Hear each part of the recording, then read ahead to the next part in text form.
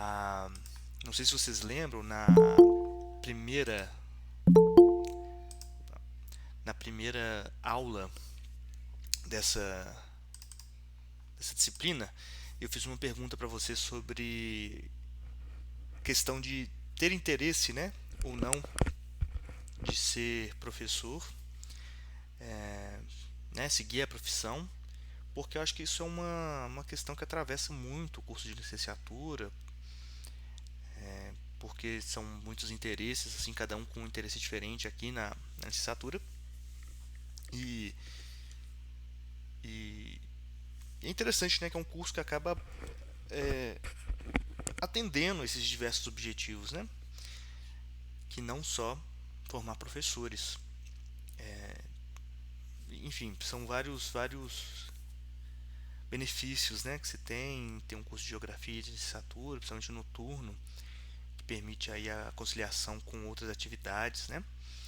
É, eu já reforçando mais uma vez, né, como eu disse para vocês, a minha formação, a minha graduação foi também na geografia noturna. Eu entrei em 2010, formei em 2015, então fiz aí os 5 anos e meio de, de graduação. E quando eu entrei, né, não havia na minha mente essa delineado seguir a carreira como professor, seguir essa outra carreira. Eu simplesmente entrei para aproveitar bastante o curso e deixei assim a fluir, né? Mas no meio do curso houve uma situação, houve na verdade três situações que me marcaram bastante pela forma como ela foi tratada. Durante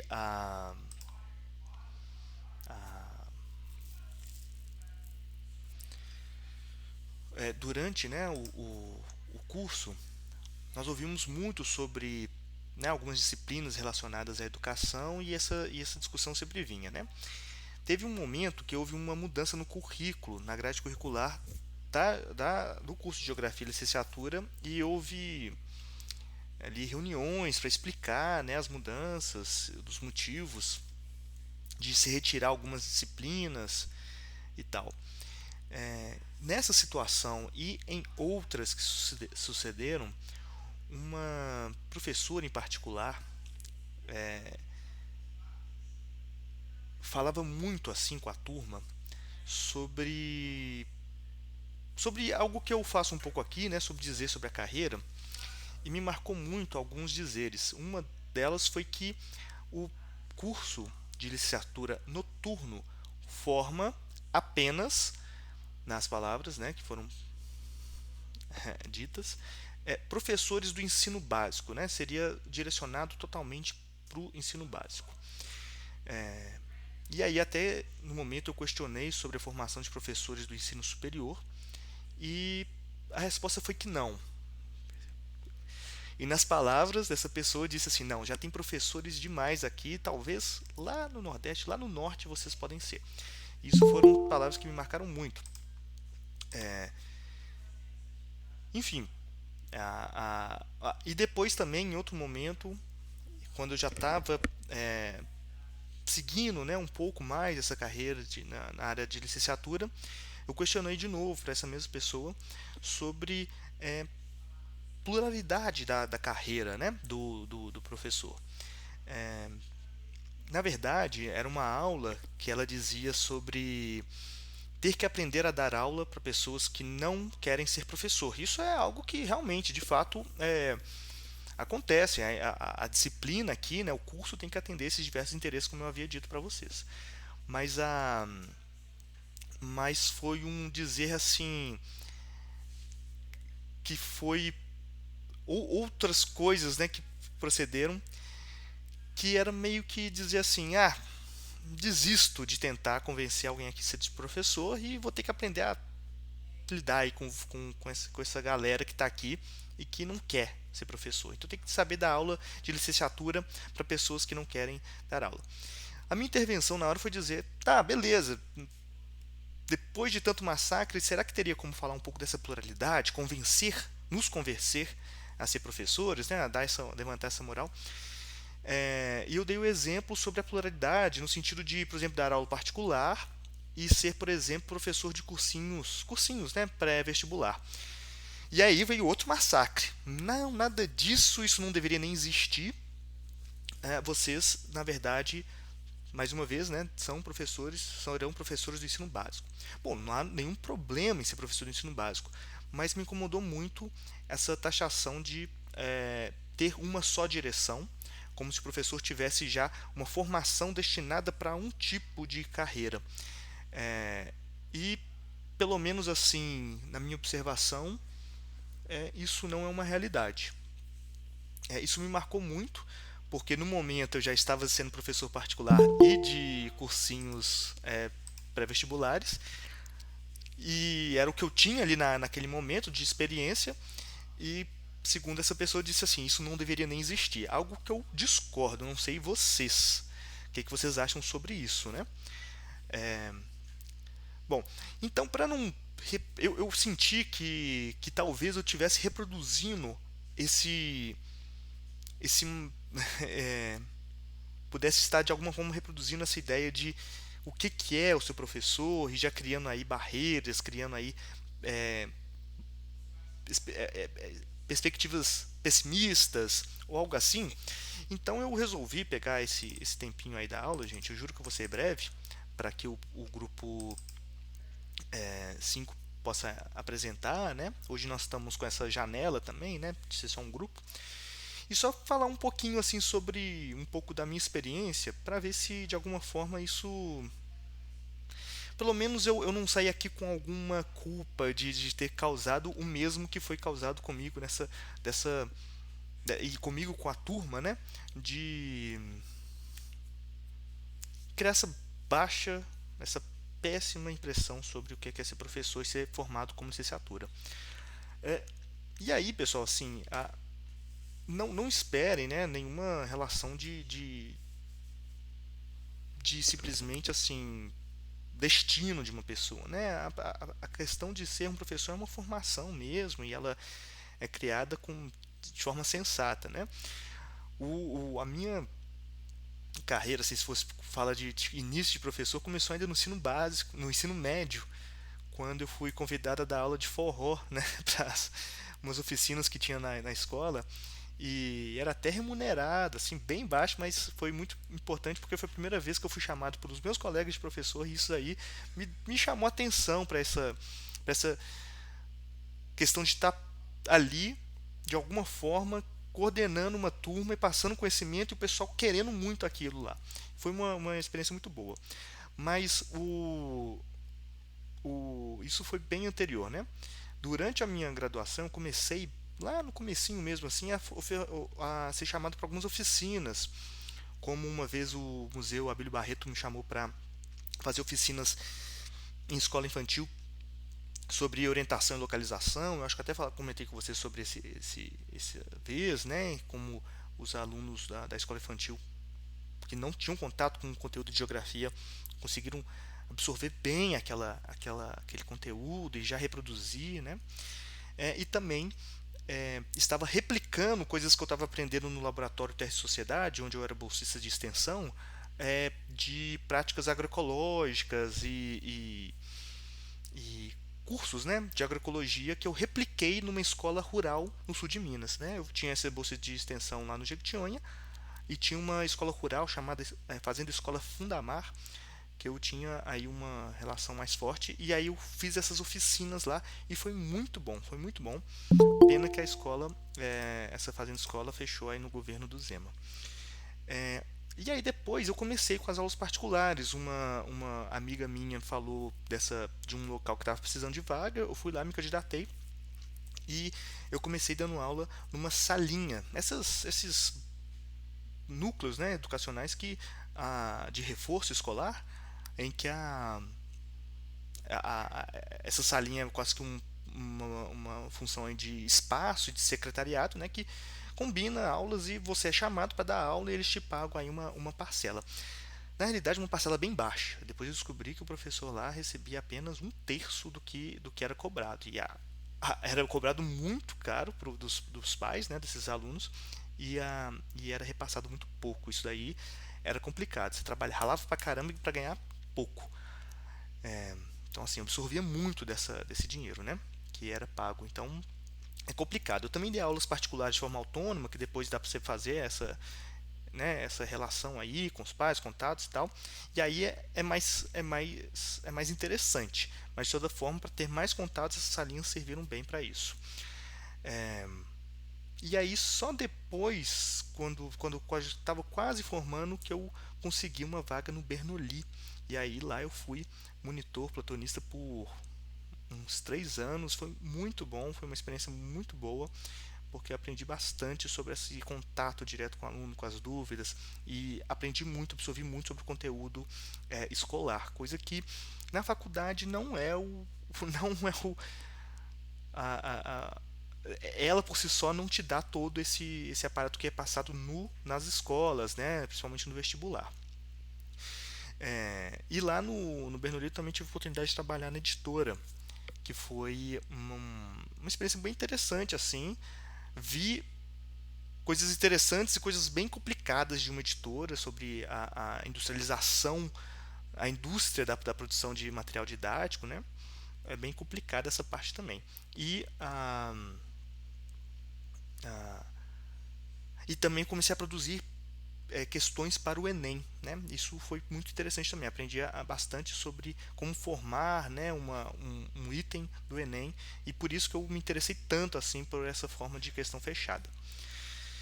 Mas nesse mesmo momento que eu entrei no Bernoulli, eu senti assim que era um momento também para eu começar a ser professor em cursinhos comunitários. E foi, parece assim, foi aí, eu estou falando aqui de não existe destino, né? Mas foi eu entrar no Bernoulli, eu recebi um e-mail aleatório de convite para fazer processo seletivo em cursinhos comunitários, me inscrevi e entrei no cursinho Asia Loyola, que fica no espaço do Loyola.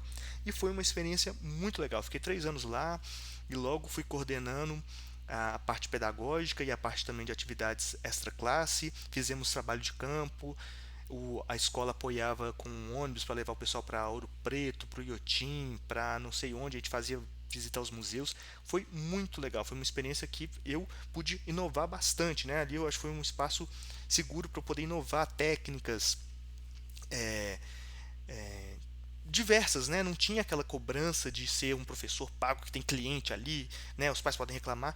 Foi um espaço ali que eu tive essa experiência de retorno também dos alunos, que é muito desvelado, né? Tem pessoas ali que sabem já bastante geografia, já fizeram o Enem, e tem outras pessoas que é, mal interpretavam um mapa, né? Então, assim, foi algo muito legal, e também um espaço de fazer contatos com outros professores, que é sempre muito bom fazer contatos, viu, gente? E abriu novas perspectivas também para entender o que é ser professor de um cursinho comunitário. Isso é até algo polêmico, tem várias visões sobre isso e eu segui bastante numa linha. É, Aí depois eu fui dar aula no cursinho comunitário do Educafro, que é uma rede, né? Aí já interestadual, muito interessante também. Que eles têm um movimento de base muito interessante, fazendo sarau, fizemos sarau aqui em casa, fizemos sarau na casa do pessoal. Aí tem uma perspectiva de arte assim muito envolvida, vira quase uma comunidade, né? E também no Humanizar. O espaço Humanizar fica na própria FMG, no espaço da Fafiche, e foi uma experiência muito bacana também. Eles estão cada vez tentando fazer uma organização mais social, né? Gestão social, mais descentralizada, e tem sido uma experiência muito boa lá. Fica bem próximo, né? De vocês, né? Por estar na FMG e voltando com as aulas presenciais. Depois vocês podem ter essa experiência de ir lá ter uma, né, ver se está em vaga e tal. Acho que é muito bom para o crescimento, muito bom para você ver o impacto que é ser professor. É algo muito enriquecedor mesmo. E aí também eu trabalhei com produção de material didático, como eu disse, na editora do Bernoulli, mas também editoras autônomas, né? Que chamaram para fazer trabalho. Isso, gente, é muito legal produzir material didático. Vocês podem fazer isso também de forma avulsa, né? Produzir apostilas. E existem várias formas de fazer isso, né? E foi uma experiência muito boa. E mais recentemente eu até produzi material didático para um aplicativo chamado ProUser. E também foi bem desafiador essa questão de estar inserido já nesse aparato aí de aplicativos, né? Porque é um mundo que eu não conhecia muito e é bastante aprendizado, né? Aí o professor tem uma. É complicado porque é um mundo muito novo, né? Bem complicado mesmo, porque o professor torna uma outra. Tem uma outra função nesse processo, né? E acaba que o principal ali dos aplicativos são os desenvolvedores do aplicativo, né? O professor vira quase um consultor. É um pouco complicado, mas tem lá suas vantagens e desvantagens, né? Isso aí foi antes de formar, né? Quer dizer, mentira, tirando esse ProUser, isso foi tudo antes de formar. Quando eu formei, eu dei aula num colégio renascense, que ficava lá em Lagoa Santa. Infelizmente também fechou. Acho que eu tenho um pé frio nessas horas, né? Porque todo lugar que eu saio fecha, assim. Tem até medo de quando eu sair da FMG o que vai acontecer, né? Mas a Fundamar fechou, o Renascença fechou, a escola onde eu também dava aula lá de forró também fechou. E o laboratório que eu estava também parou de ter os projetos. Isso é bem chato porque eu não consigo ver o que rendeu, né? Mas são motivos variados. As escolas pequenas, como é o caso do Renascença, né, estão sendo engolidas por grandes redes de educação, que estão invertendo, né, muita grana para comprar e fazer uma unidade, né, com metodologias homogeneizadas. Isso é bem complicado o que está acontecendo. Mas esse Renascença tinha uma estrutura construtivista muito bacana e de lá eu aprendi muito como que para você fazer algo construtivista isso tem que estar na base. Eu acho que eu comentei isso em algum momento aqui com vocês sobre essa importância, né, de não ser algo só na ideia, ser algo na estrutura, ser formalizado, né? E aí foi muito bom. E aí nesse processo todo eu também vendo essas salinhas de reforço que pagam muito mal o professor, que retém maior parte da grana em relação ao professor, né? Ou seja, pagam ou metade ou só um terço do que recebem dos pais. Eu e uma amiga acabamos criando um espaço, né, de reforço na garagem aqui de casa. É, uma coisa bem assim, colaborativa, os professores ajudaram também a fazer, criar, pintar e tudo mais. E foi muito bacana porque a nossa ideia era fazer o contrário. A ideia era fazer o contrário. A maior parte, né, do que era recolhido ia para o professor e pequena parte ficava para manutenção do espaço, né?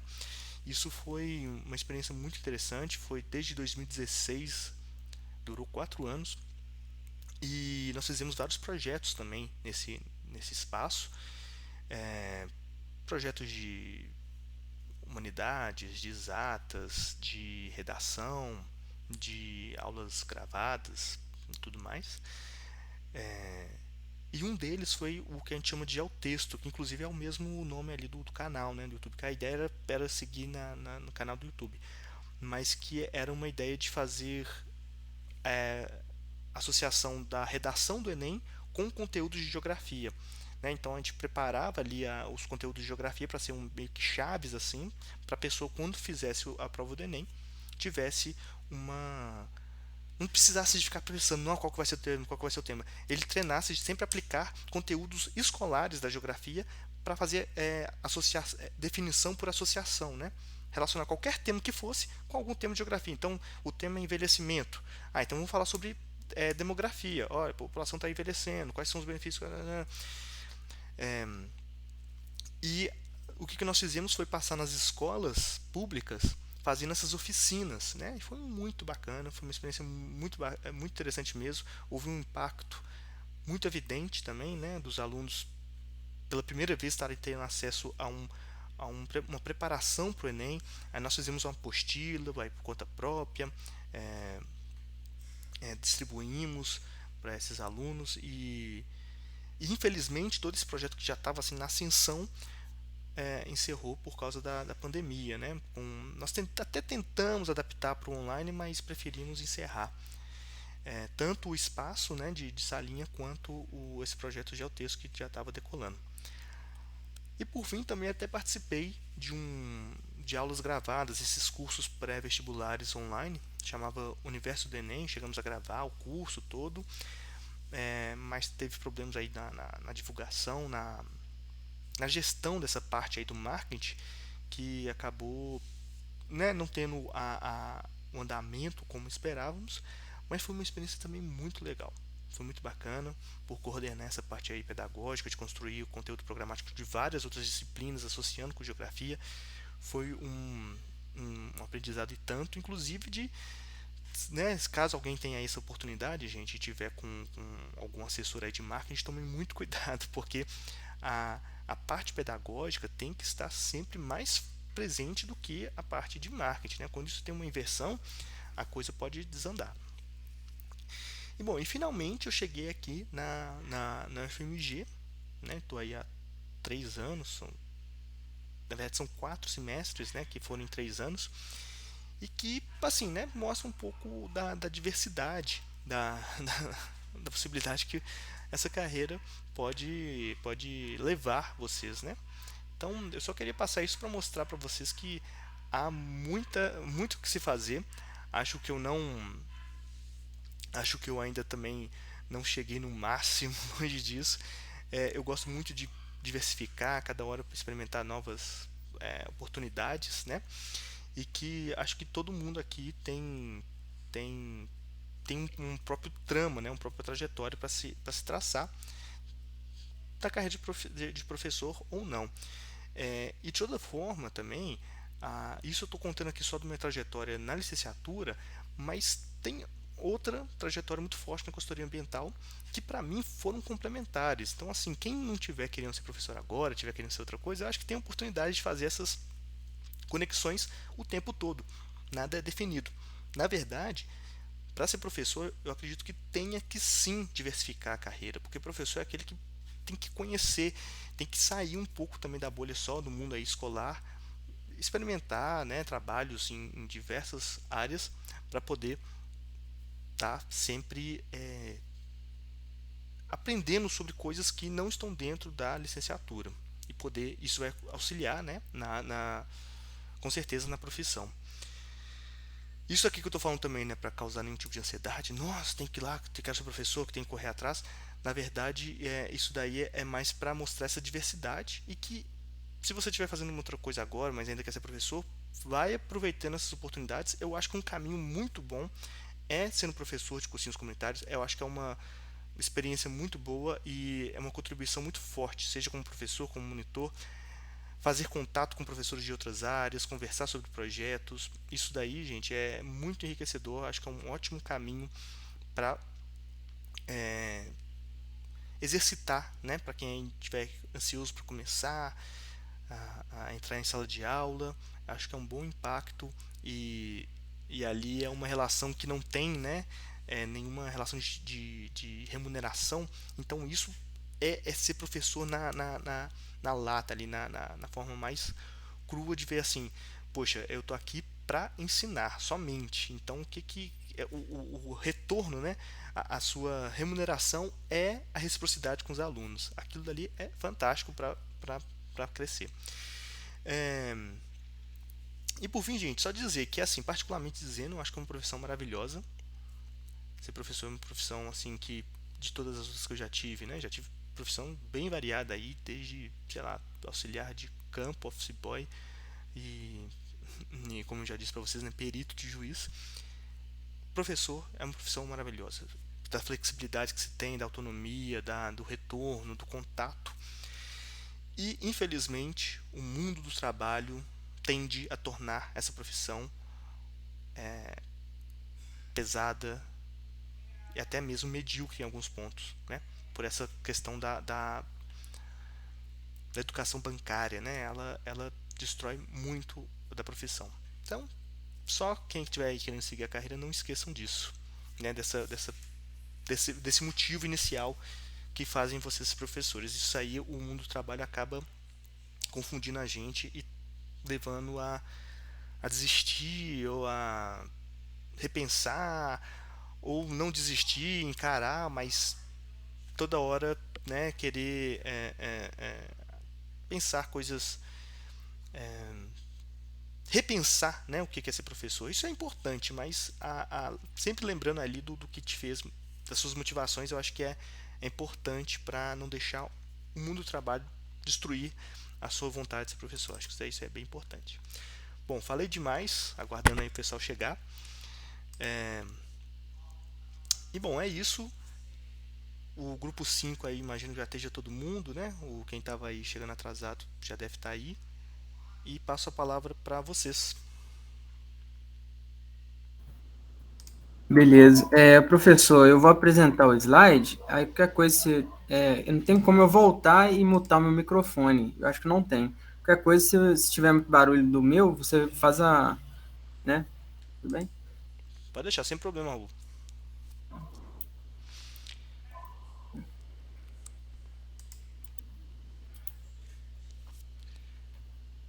E aí, gente, Raul, desculpa, só mais dois informes aqui que eu tinha que esquecer. Pessoal, não se esqueçam, né? A avaliação 2 foi o envio das questões para os grupos, para os professores com participação especial aqui. Né? Alguns grupos não enviaram, infelizmente o prazo já se terminou, mas muita atenção aí, porque essa que foi a avaliação. E a avaliação 3, como, né, recapitulando, é, é o plano de aula, mais os materiais, com a apresentação aqui, obviamente, e o debate. Então, o pessoal que já me enviou aí a, a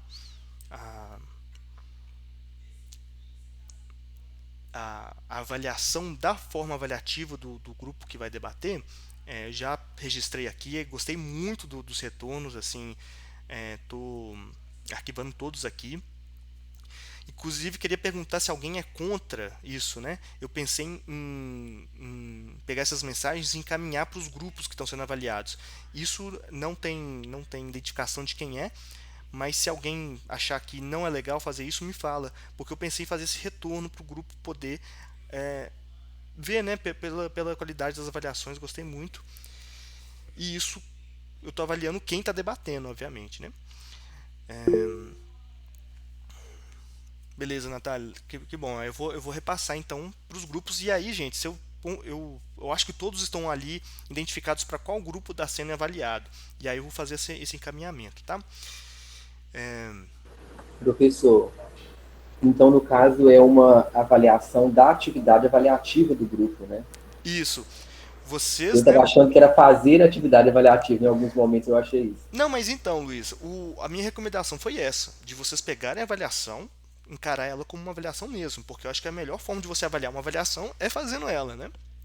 É, então o grupo mandou lá uma série de questões fechadas. Faz ela e vê se aquilo faz algum sentido para a aula, para o objetivo da aula, né, que foi apresentado.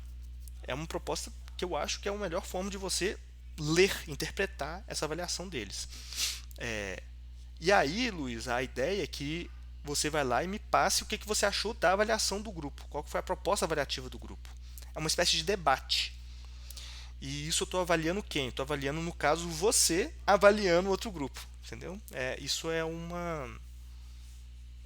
Né, ver o quanto que você ali. O que você me mostra, né? Ah, professor, eu só mandei uma nota e com um comentário bem objetivo. Não tem problema. Ah, eu fiz um relato enorme, ótimo também. O que eu tô vendo ali se a pessoa foi honesta na hora de fazer esse debate, né? Se a pessoa nem fez aqui, nem viu a aula e já está avaliando, né? Isso chega a ser desonesto. E aí, pessoal, só para deixar registrado aqui, o exame especial, para quem for o caso, será durante a aula da semana que vem, tá? Dia 23. Nós estamos adiantado aí, né? Encerrando a disciplina uma semana antes. Então, a, a, vai ser durante a aula, né, tá? Eu acho que até lá já, né, com certeza até lá eu já mandei as notas, vocês dão uma olhada lá para ver se é o caso de alguém. Eu não tô com controle para saber se pode ser o caso de alguém aqui, mas se for, fica aí o combinado, tá bom? Desculpa, Raul, por ter tomado aí, fica à vontade aí pro grupo apresentar em 20 minutos. E aí, gente, lembrando, dando tempo aqui, a gente muda pro. Eu vou avisar, tá? Se o link aqui tiver perto da validade.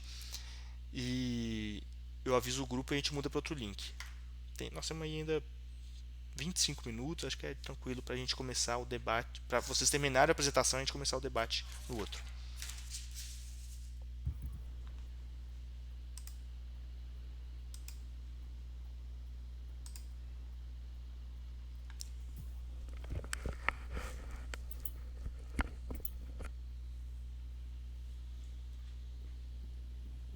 Tá dando certo.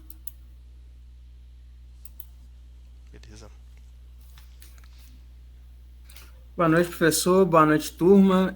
Nós viemos aqui, nós somos o grupo 5, viemos tratar da temática de meio ambiente, só que dentro do âmbito da ecologia política, teoria de ecologia política e formas de apropriação. Nós preferimos restringir toda essa temática de meio ambiente, por ser muito ampla, às unidades de conservação, devido ao fato de nós entendermos que ela é mais tangível ao discente, né? Como é uma proposta educacional, acho que ela é mais tangível, até por estar no meio urbano, no meio rural, enfim. Nós vamos dar alguns informativos aqui, preliminares, com relação a forma, o modelo, né, de proposta educacional que a gente tem. Então, o modelo é teórico e prático. Eu sei que tem muita contestação em relação a essa palavra, né, teoria e prática. A teoria seria uma coisa mais fastidiosa, a prática seria uma coisa mais holística, mas só a nível informativo mesmo. Público-alvo se restringe às escolas do ensino médio dentro de Belo Horizonte. Então, é bem restrito ao município de Belo Horizonte, vai ficar mais claro do porquê ao longo da apresentação.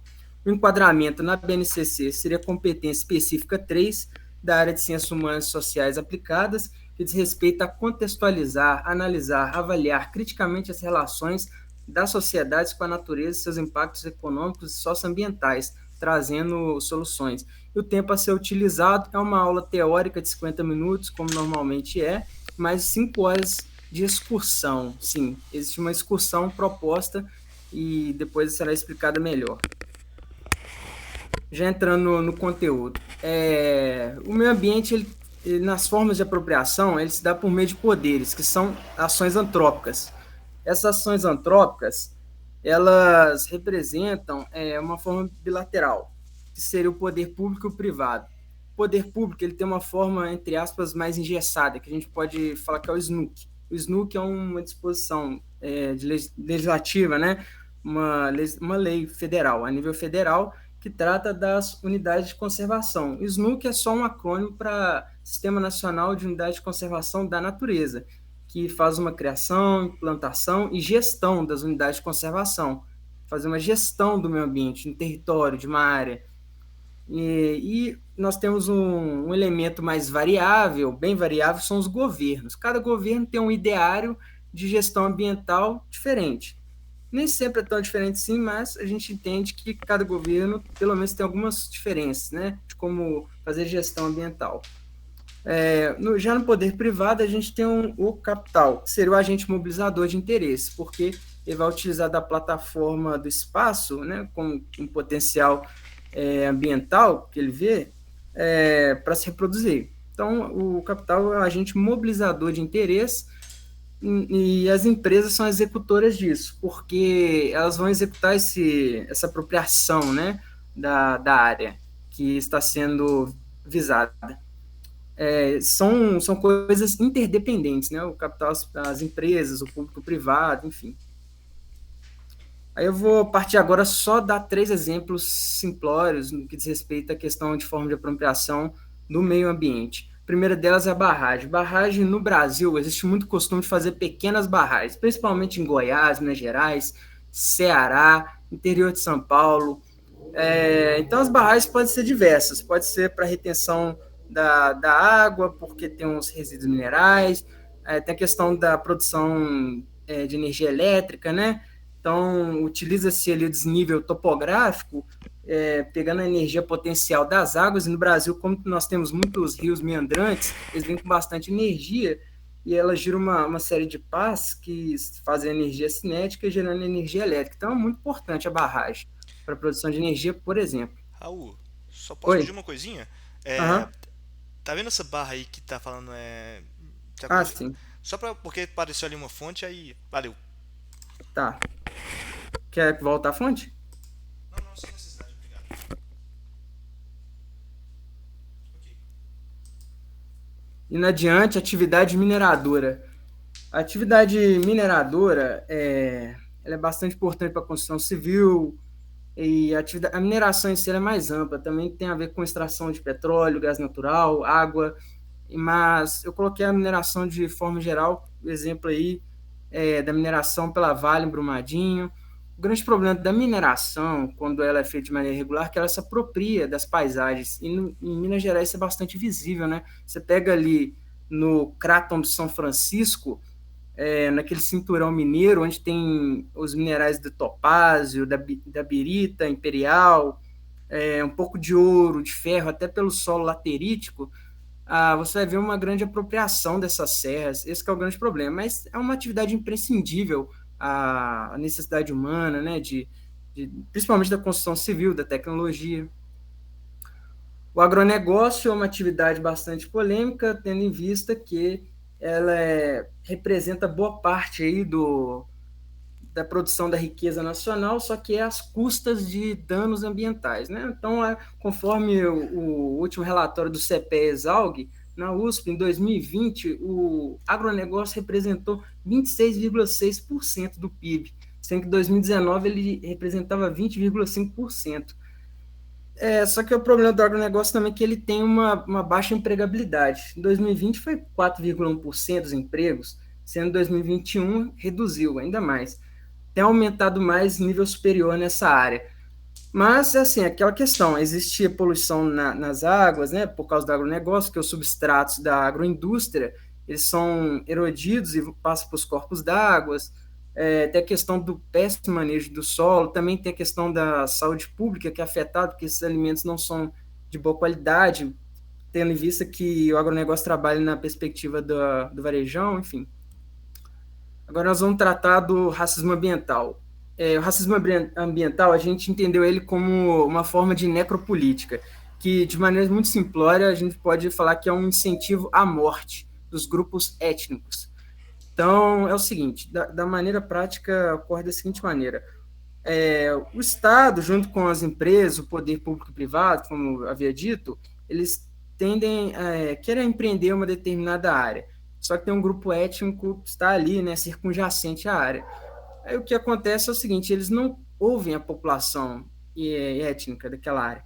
E o que acontece é que eles vão tocando projeto, acontece, e essas populações sofrem. Então, eu coloquei 2 exemplos. À esquerda, os índios pataxós atingidos pela tragédia Brumadinho, e à direita, a contaminação da água por agrotóxicos na aldeia ali no Mato Grosso. Inclusive, foi por ação do agronegócio, né? A iminência de perigo sempre fica aí na questão do racismo ambiental, porque eles sofrem de maneira direta. Aí eu coloquei um exemplo, né, uma serra na Bahia, em que tinha uma comunidade quilombola bem perto, e eles ficaram com bastante receio de que poderia acontecer. Os interesses estão sempre sobrepondo esses territórios, né, demarcados. Agora eu vou passar a palavra aí para o colega Luiz. Ei, turma, boa noite. Eu vou falar sobre ecologia política e as unidades de conservação.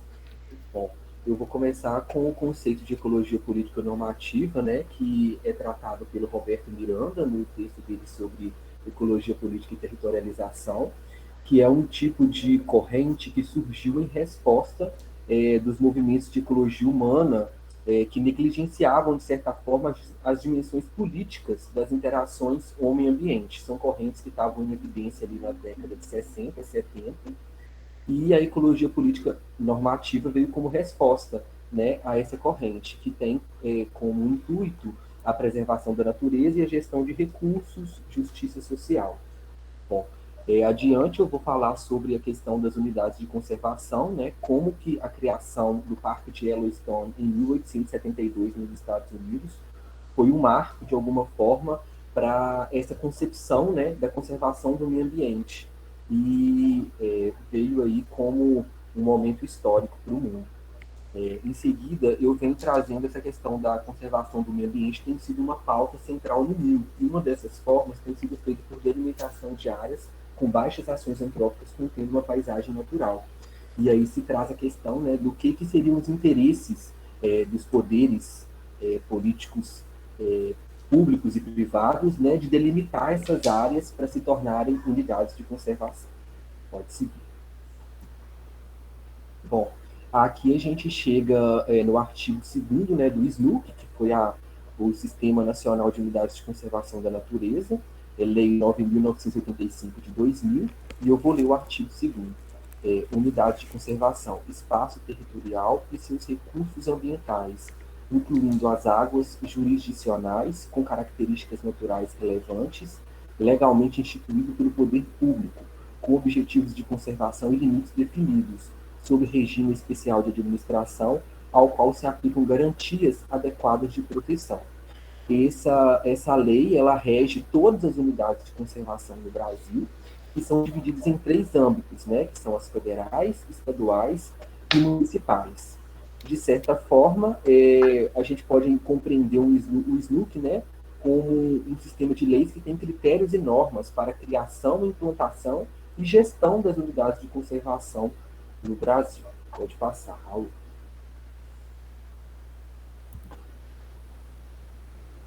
Aqui nós chegamos no mapa do Brasil, né, com as unidades de conservação federais.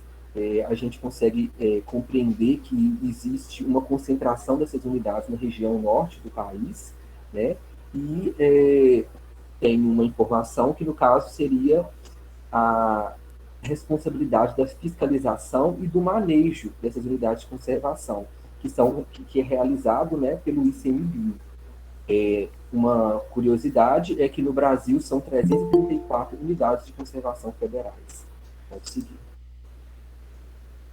Aqui a gente faz o recorte, né, para o estado de Minas Gerais e a gente consegue perceber que tem a divisão das unidades federais, estaduais, municipais, e a gente consegue perceber que elas estão mais concentradas no domínio de paisagem da floresta tropical.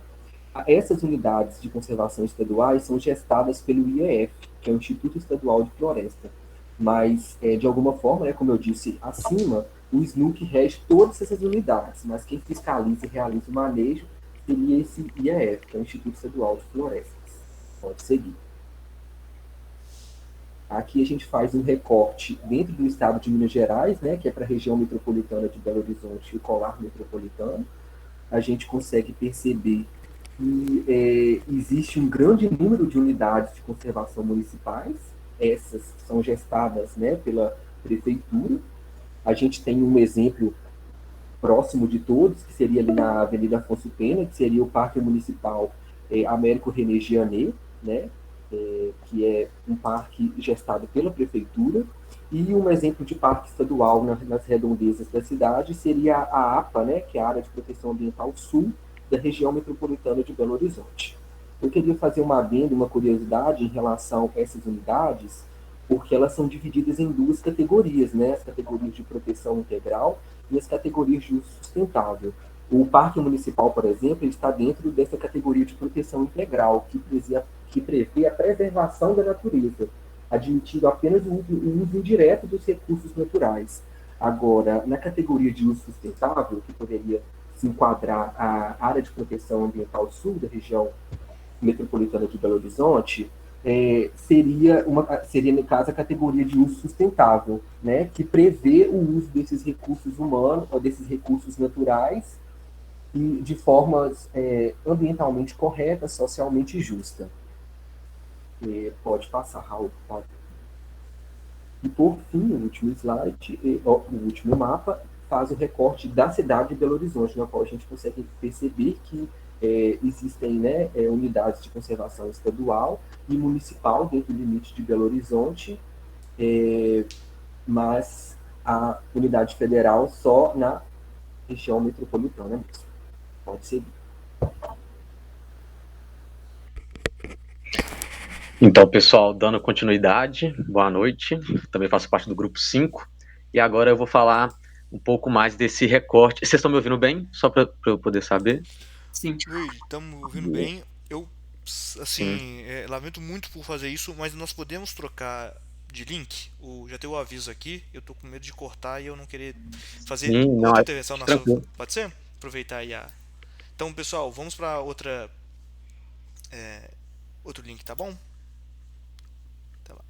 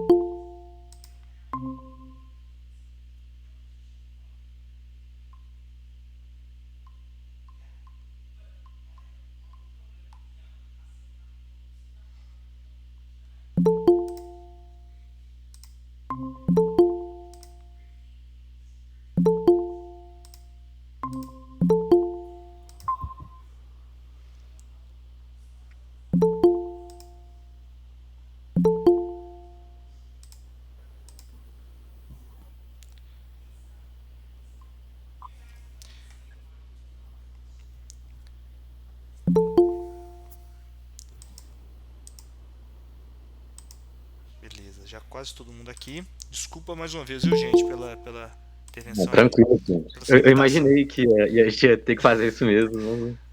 É bom que agora a gente emenda aí, tem mais tempo aí à vontade. Pode, Raul, fica à vontade aí para compartilhar e Luigi para continuar.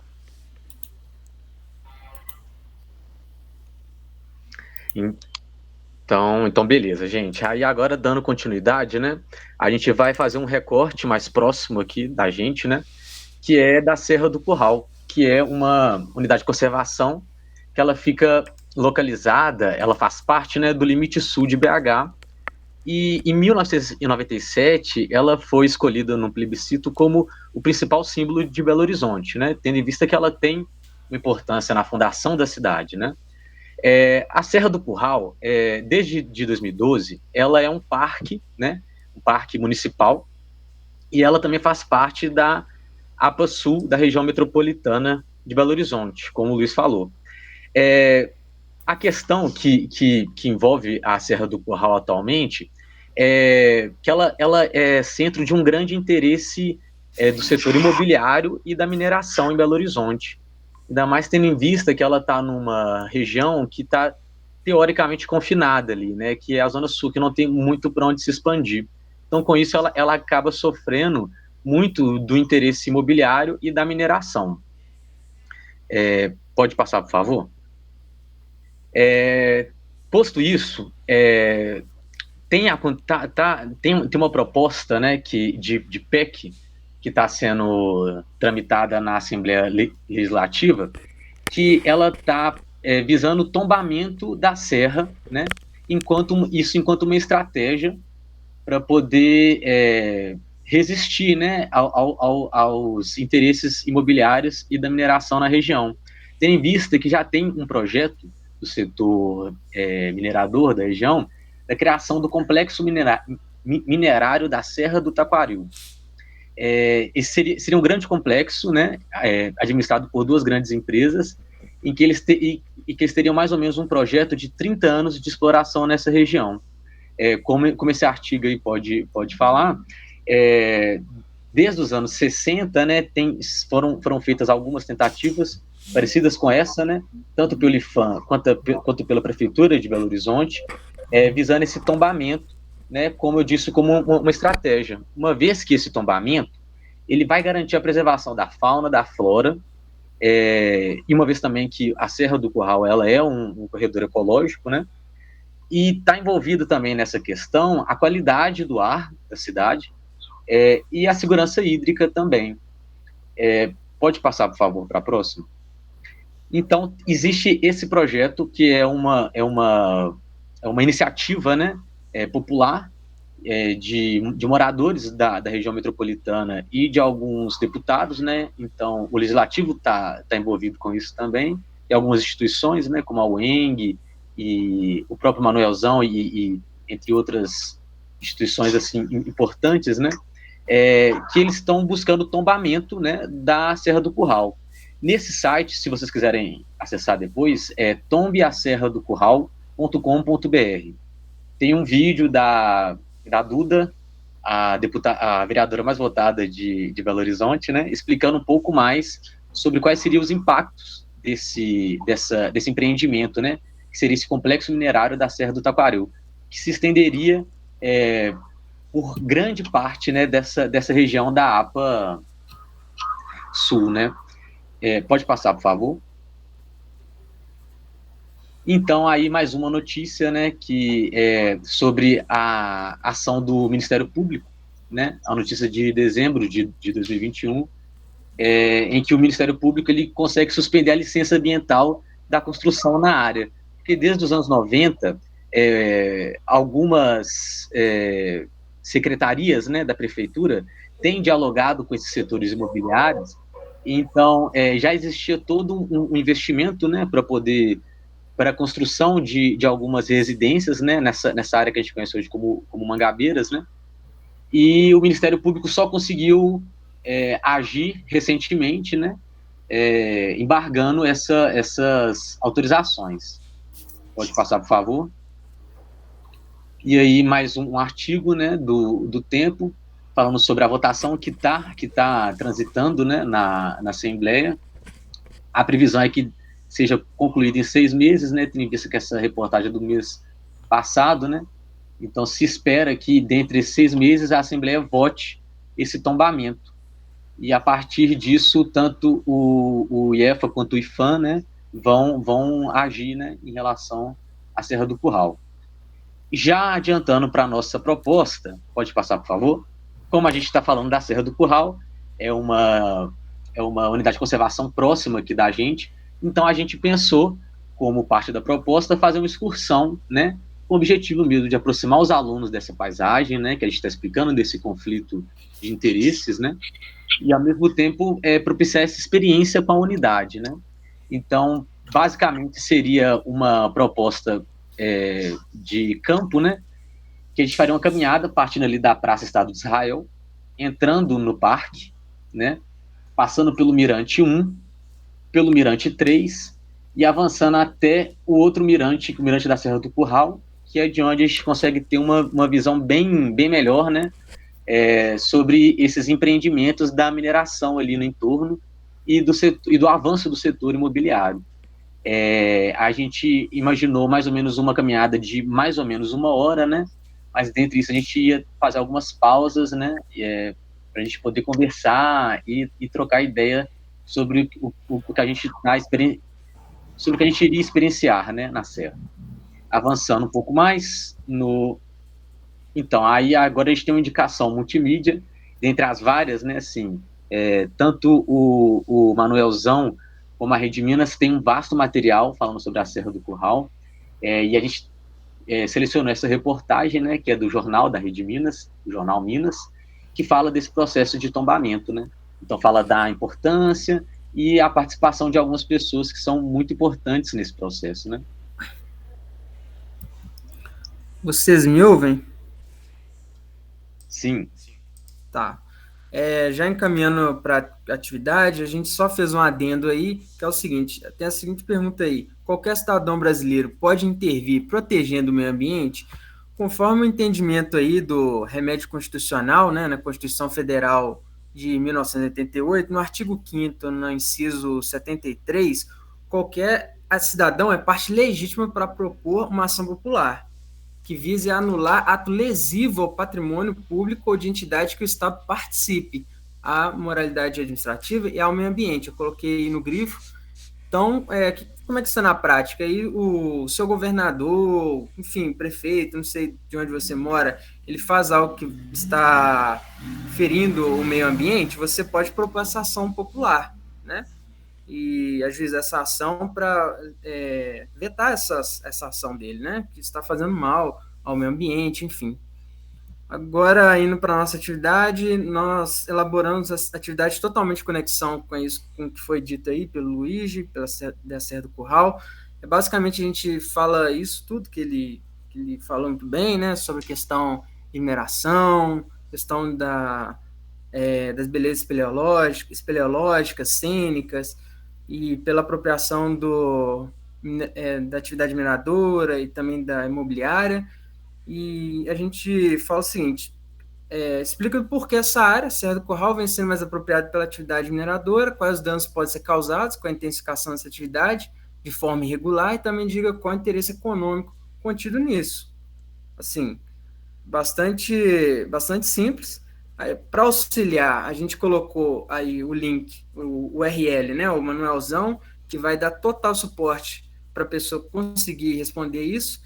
Não obstante, a gente colocou o mapa, aquele que foi mostrado, que a gente produziu aí, sobre as unidades de conservação em Belo Horizonte, mas da questão da litologia, né? Então, isso aí é para a pessoa pegar e consultar mesmo, as riquezas litológicas dentro do Brasil. Enfim, essa é a nossa proposta mesmo. Tem as referências bibliográficas também, né? Que quiser dar uma conferida aí.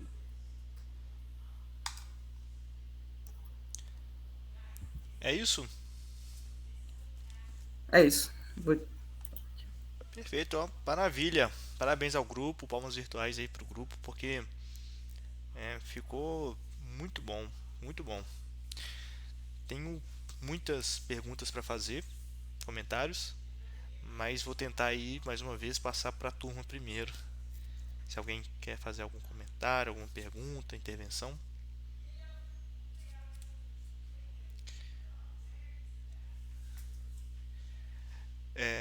Raul, alguma parte ficou faltando devido a aquela adaptação lá do membro do grupo que não pôde participar, ou foi?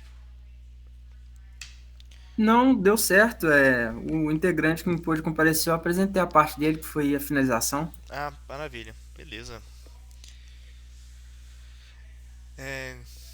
Beleza, olha, o grupo um tem a parte da avaliação ficou clara.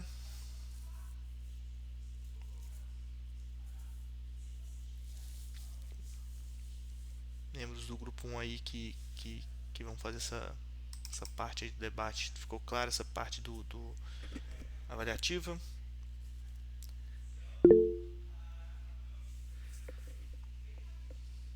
Sim.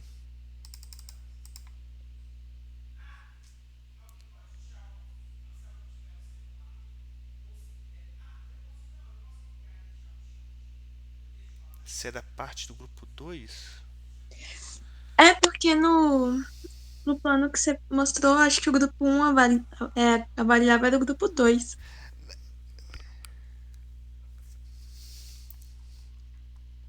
Vocês avaliaram algum grupo? A gente avaliou 2. Porque você falou que o 5 que ia avaliar a gente, não a gente avaliar eles, A entendeu? confusão aí que eu fiz. É, Então o certo seria o grupo 4. exatamente. Desculpa, gente, mas de qualquer forma, obrigado aí por avisar. Me confundi. Bom, sem problema, o bom é que caso o pessoal do grupo 4 não estiver aqui, a aula está gravada. Mas, bom, aproveitando para perguntar, a parte da avaliação ficou clara para vocês? Já que vocês estão aí de prontidão?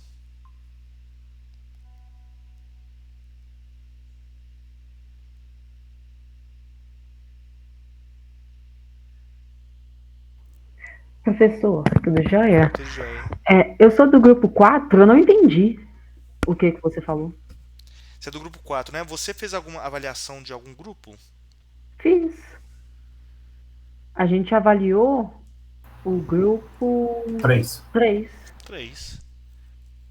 Então o certo seria o 1 ter feito a avaliação do grupo 5. Isso, você falou na última aula que ia mudar.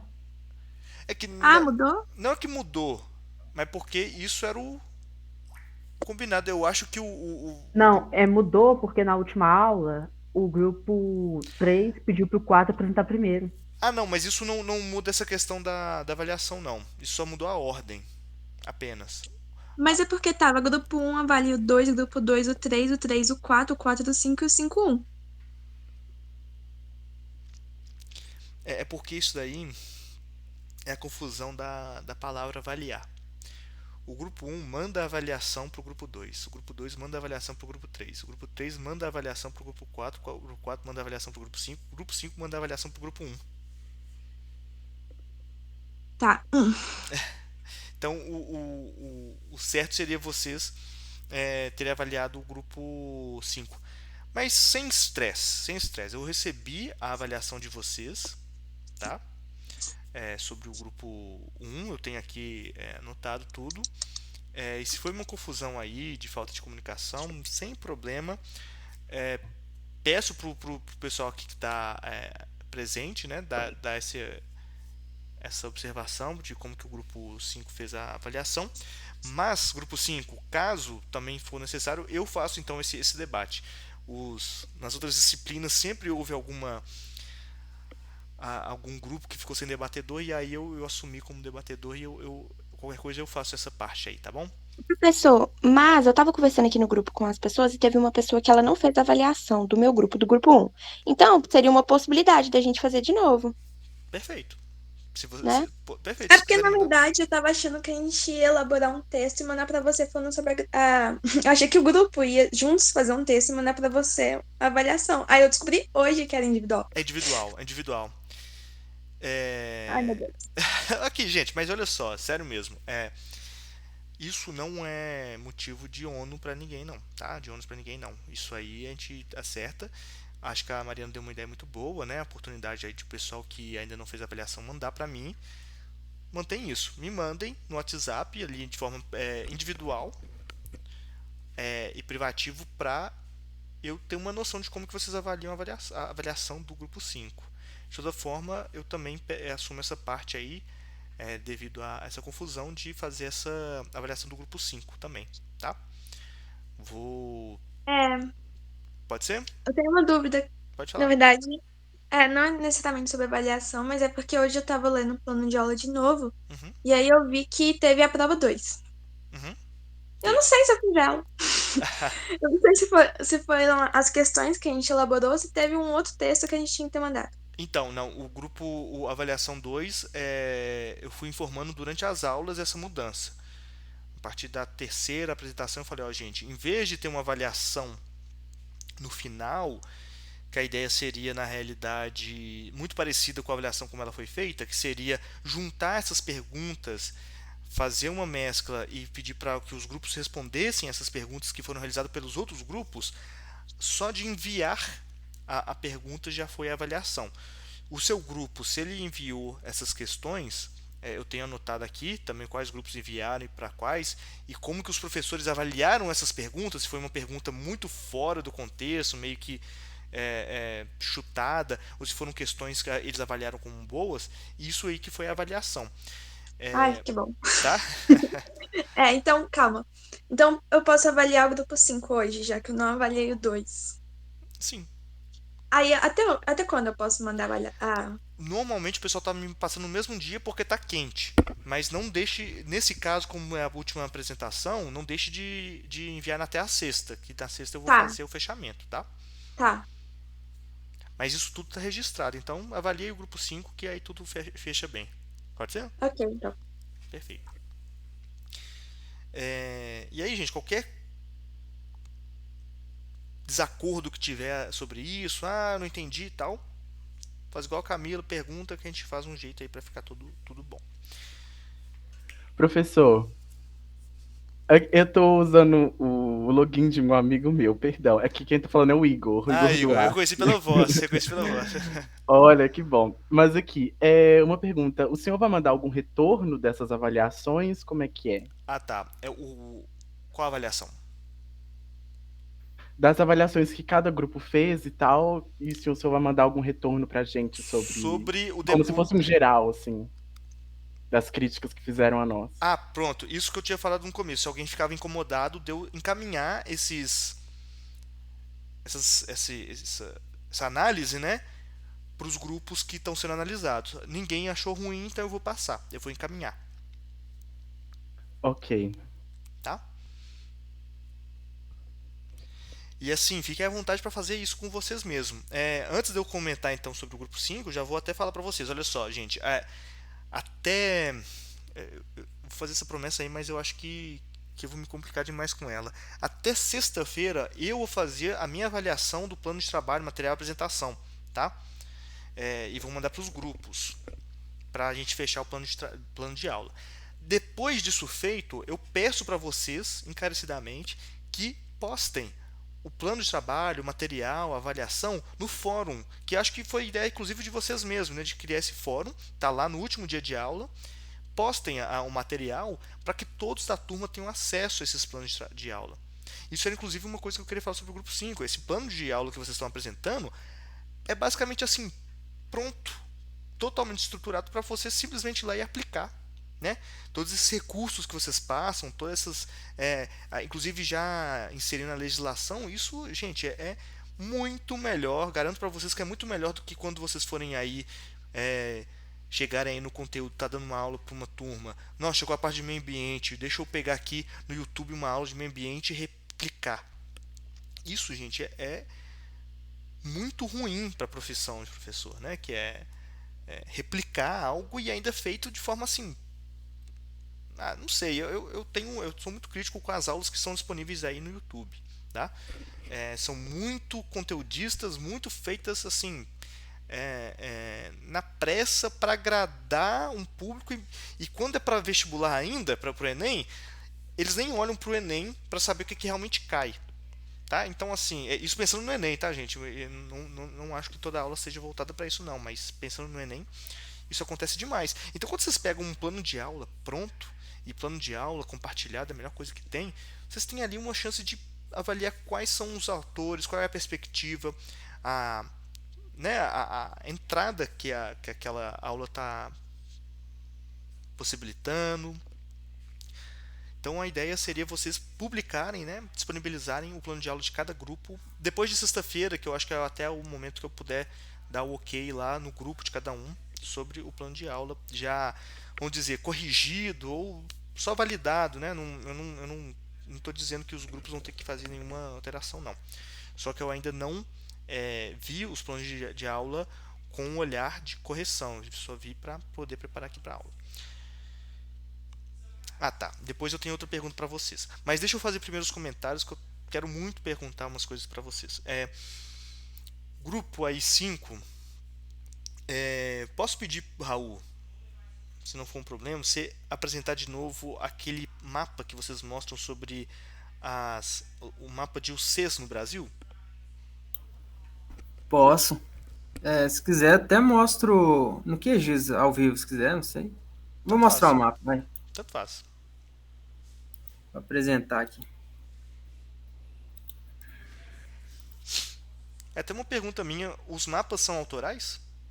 Todos são autorais. Utilizamos a base de dados, né, do IBGE para divisão política administrativa, divisão municipal, por isso que não tem fonte. Perfeitamente.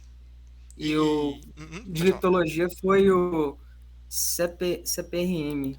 Acho que é isso que fala. Certo. Ele é o melhor, né, para litologia, litoestrutura. Tem outro. Tem a Agência Nacional de Mineração, acho que tem um até melhores, mas não sei se é para toda a área, para todas as áreas. Mas é uma ótima base. É o do mapa de UCs. Qual? Só os do Sembil? Isso, essa daí, perfeitamente. Achei bacana a análise de distribuição, né? Vendo a região norte ali, a Amazônia Legal, com maior concentração e tamanho também, né? Mas assim, uma provocação que eu queria fazer com vocês.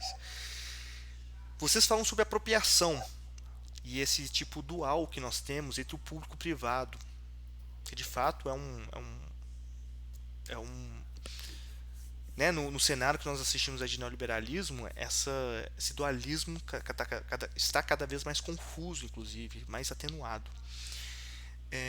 E pensando na questão de meio ambiente, conservação do meio ambiente, pensando nesses dois tipos de apropriação pública e privada, a apropriação em termos de conservação do meio ambiente público, né, isso aí retirando as RPPNs, né, as reservas particulares de patrimônio natural, nós temos somente essas áreas daí do mapa como protegidas pelo Estado. Algum exagero ou outro que eu posso estar aqui fazendo, mas é basicamente isso que nós temos de preservação, certo? O que se infere, então, a partir do outro tipo de apropriação? Que tudo que está em cinza nesse mapa estaria na mão, né, estaria na apropriação apropriação privada, ou seja, no capital pela lógica das empresas, né? Tem um fator nesse mapa, e não estou criticando o mapa de forma nenhuma, mas é uma provocação aqui sobre o conteúdo da própria ecologia política, que tem aí um tipo de apropriação que é muito que eu queria chamar atenção e que não está nesse dualismo entre o público e o privado, e que tem uma outra característica em relação à conservação do meio ambiente. No caso, tem uma terceira via, até falar terceira via até engraçado hoje, né?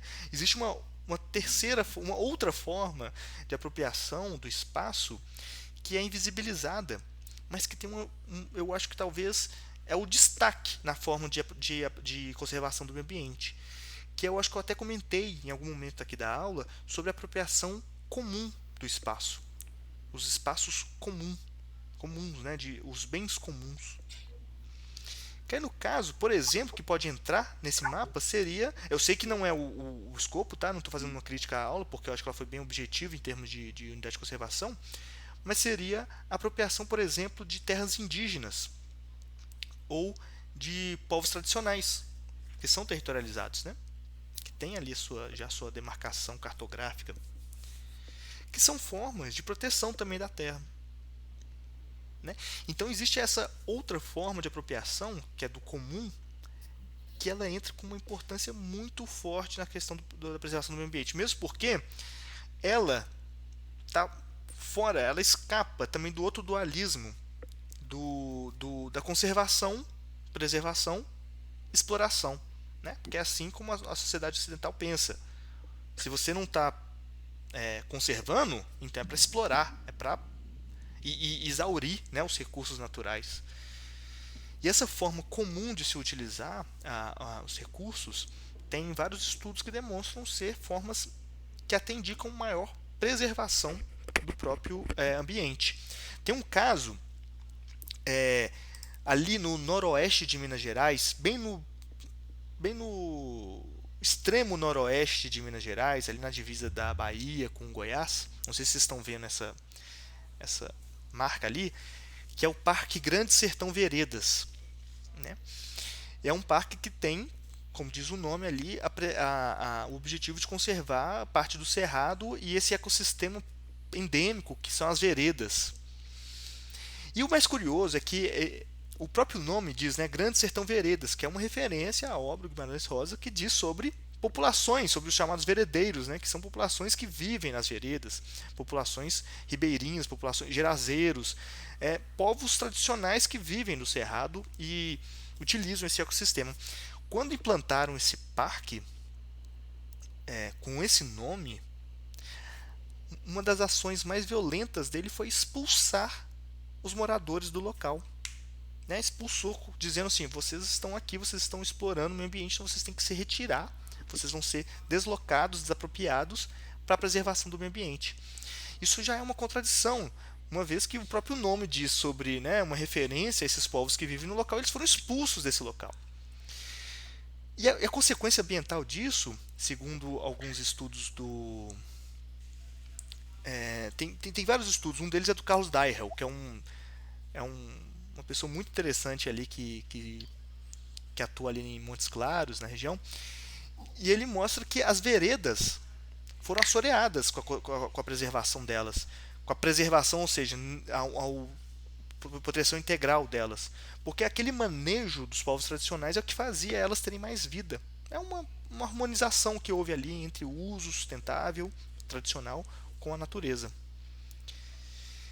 Isso é um caso, mas existem vários casos que mostram que a presença humana não significa por si só destruição. Ela pode significar, na verdade, aumento da biodiversidade, como é o caso das terras pretas dos índios, né?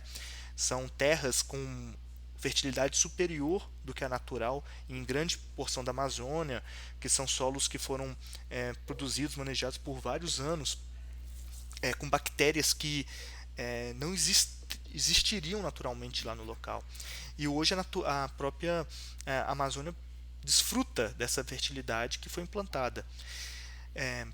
Enfim, existem esses povos tradicionais, esses povos que são invisibilizados, foram invisibilizados por muito tempo, e a partir da Constituição de 88, a partir de algumas políticas públicas implantadas no governo Lula, passaram a ter direitos, né, e de alguma certa forma até reparações históricas com titularização de terras, com políticas públicas de fomento, afirmativas também, e que infelizmente têm sido abandonadas, têm sido sucateadas e voltado para a condição de oprimidos, né? Mas que são experiências muito desenvolvidas, muito avançadas de como auxiliar produção, né? Viabilidade econômica, viabilidade, distribuição social, igualmente social, e falei o que? Viável, economicamente viável, socialmente justo e ambientalmente equilibrado. Ou seja, a sustentabilidade no seu tripé. coisa que a sociedade ocidental ainda está experimentando e com medo, né, de apostar nessa via do socioambientalismo, que o Brasil, gente, está muito forte nisso. E aí nós podemos destacar aí o que o Chico Mendes e vários outros atores sociais inauguraram no Brasil, esse socioambientalismo. E aí quando o grupo fala sobre a ecologia política, né, já está introduzindo esse tema que é muito importante. O socioambientalismo, ele tem uma pegada muito diferenciada, por exemplo, do próprio ambientalismo, que por muitas vezes tromba de frente com essa perspectiva de que é sim possível ter populações em locais de interesse de conservação, né, ambiental. Essas populações são responsáveis, inclusive, por isso. Muito da biodiversidade, da biodiversidade que temos hoje, se deve a populações tradicionais que mantiveram, que protegeram e que manejaram bem esses recursos, né? Há uma porrada de estudos que mostram isso. Um caso enfático, aí eu pegando aí o que o grupo falou sobre os exemplos, né, exemplos muito felizes de usina, de hidrelétrica, de mineração, do agronegócio. O meu estudo de mestrado foi sobre a mineração, sobre a usina de Irapé, que fica no Jequitinhonha, e essa temática entra com muita força ali.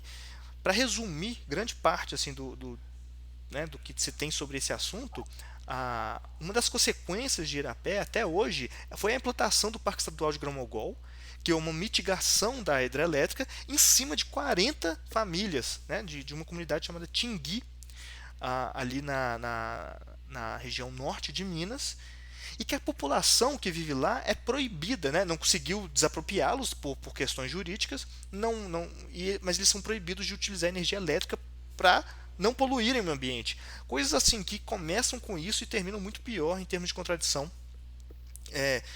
dos objetivos de produzir energia elétrica e o tratamento das populações que estão no local. É uma coisa assim que até é difícil até de conseguir entrar no assunto de tão polêmico que é. Mas então, nesse mapa que eu estava mostrando, assim, existem essas outras formas de apropriação que muitas vezes também não estão cartografadas, que elas também têm uma importância muito grande, né?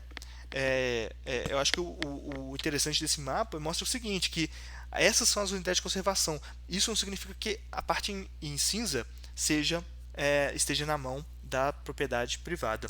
Tem um texto chamado Terras de Preto, Terras de Índio e Terras de Santo, não sei se é nessa ordem, que mostra que 1/3, agora não sei se é 1/3 ou 2/3, mas eu acho que é 1/3 das terras no Brasil não são privadas nem são públicas, elas estão na mão desses povos tradicionais, estão com essa gestão comum do espaço, tá? E muito interessante também o grupo ter colocado a parte do racismo ambiental, que é algo que tem sido uma área cada vez mais de papel de denúncia, de análise das leis ambientais também que levam a isso, né? Que está muito dentro também da ecologia política, como o grupo mostrou. Achei também muito bacana, grupo, vocês terem colocado aí a legislação, porque muitas vezes nós marginalizamos o poder da legislação, né?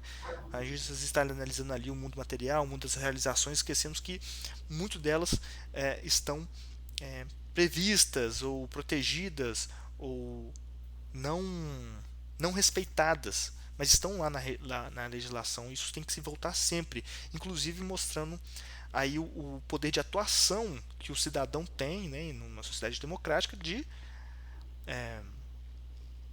resistir a esses movimentos de exploração, de dominação do poder privado em cima de bens públicos ou até de bens comuns, né? A Serra do Curral é um bem comum também, é uma paisagem de uso comum, né? Então isso é muito, muito importante. E esse complexo do Taquaril, que está sendo aí objeto de polêmica, né? Lá no Taquaril já tem uma mineração enorme, né? Não sei se o pessoal conhece ali a região, já tem uma mineração enorme que ela está muito bem escondida, mas para quem ali sobe o pico de Belo Horizonte, passa por cima e vê assim de panorama, vê de camarote a destruição da serra, dos mananciais de água, como o grupo colocou. Pessoal, aí teria como colocar, Raul, naquele mapa da excursão? Sim.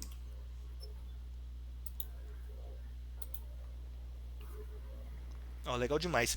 Essa excursão para Serra do Curral, gente, é fantástica a ideia, é muito bom, é algo que é acessível. Eu levei muitos alunos dos cursinhos comunitários lá e muitos não tinham ideia de que era possível subir, muitos não tinham tomado consciência da Serra do Curral, né? Sempre passaram ali na região central, mas nunca bateram o olho e falaram, "Nossa, olha só esse bichão aqui." É, é, e o mais legal é que naquela. Essa parte que vocês colocaram, né, do caminho a pé, é, é um caminho, né? Tem um caminho de volta, que normalmente eu faço a volta, que passa por trás. Eu não sei se Pelo está no. Mangabeiras? Tem pelo Mangabeiras, né, que hoje tá fechado o parque, né? Se você quiser entrar lá, você tem que pular a grade, mas eu falo assim que tem como você subir pela trilha e descer por uma estrada que tem por trás, no próprio parque. Ah, sei onde que é. Uhum. Tem uma parte aí, uma curva que você faz, que passa bem onde está tendo uma intervenção da Vale. No Mirante 13, eu acho. No Mirante 3, Acredito que sim. certo? Bonitinho. Que ali dá para ver uma intervenção de uma erosão enorme que estão fazendo, mas cada vez eu desconfio mais que é quase um processo de mineração, porque eles estão, em vez de melhorar a situação, estão escavando mais ali, né? E mostra o desastre que é a mineração, mesmo quando ela não sai do script, né? Hoje a gente se fala muito sobre desastres da mineração com rompimento de barragens, mas ela na legislação ambiental já é um desastre ambiental por si só, né? A mineração é muito predatória e passa por cima de outros interesses, mesmo institucionalizados. O que eu quero dizer é que essa excursão, além da perspectiva do meio ambiente, né, da conservação, acho que é um campo muito rico, porque ele dá para explorar praticamente todos os temas aqui que nós trouxemos, né? A urbanização também está muito dentro, porque dá para ver essa pressão imobiliária do local. Enfim, achei muito rico. É só fazer um adendo aqui. Quando a gente foi começar a elaborar essa proposta, eu até falei que, de maneira geral, na educação, a perspectiva, a categoria geográfica de lugar é pouco explorada, entendeu? Então, se você pegar uma unidade de conservação no município onde a pessoa mora, eu acho que é melhor também, sabe? Com certeza. Com certeza. E em vários sentidos também, né? Inclusive a questão da relação de lugar com espaços públicos. Muita gente duvida que pode ser gratuito e acessível um lugar como esse, né? Quer dizer, primeiro você já chega num bairro super nobre, né? Que é o Mangabeiras. Aí já pensa assim, não, esse lugar não é para mim. E aí quando eu chego lá e ocupo esse espaço, também tem uma relação ali de né, não pertencimento e construindo essa relação. Eu lembro que muitos alunos meus não sabiam da existência desse parque, que ele era gratuito, era acessível, achava que sempre fosse tudo pago. Passou ali da Praça Mitocampos, tudo é pago, né, na concepção de alguns. E que depois que fez a excursão, levou a família para fazer exercício, né, de alguma forma ali utilizando esses espaços. Mas concordo demais com você que também pode ser feito, né, aplicado na região de cada um, né, como às vezes deve ser feito mesmo. E a indicação multimídia, vocês falaram que é mais de uma, né? Aí só uma dica assim, em geral é que a indicação multimídia, daqui não é uma crítica não, tá? É só uma coisa que lembrei aqui. Ela tem uma função muito interessante, que é tanto de aprofundar no tema, como vocês estão propondo aí, esse aprofundamento, de ver essa reportagem, então a pessoa vê que através da mídia, né, como que isso pode ganhar uma dimensão, mas também tem um outro lado dela, que é a ampliação da visão. Então fazer essa interferência de uma coisa local com uma coisa global, o material multimídia também tem essa função, né? Então mostrar um problema lá nos Estados Unidos, na Europa, sei lá, Guiné-Bissau, Timor-Leste, algum problema, o resistência do pessoal lá na Bolívia contra a privatização da água. Isso aí dá um aspecto de também ampliação. Então é só algo que eu lembrei aqui, não sei se é o caso, mas essa indicação multimídia ela tem esses dois lados que são possíveis de explorar.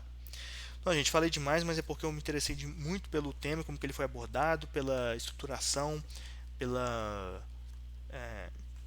por um plano de trabalho aí que está bem próximo de uma aplicação quase automática. Eu sei que ninguém vai fazer isso, não é o ideal, mas que é importante, né, ter um material assim tão rico, já quase pronto para execução.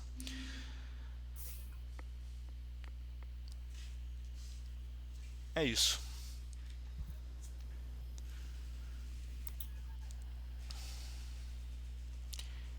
E aí, se puderem enviar a avaliação para mim, que aí eu também faço essa avaliação como debatedor e passo para o grupo 1, né, para fazer esse debate também, para quem quiser fazer essa repescagem, né? E, gente, algum comentário sobre o grupo, sobre alguma coisa?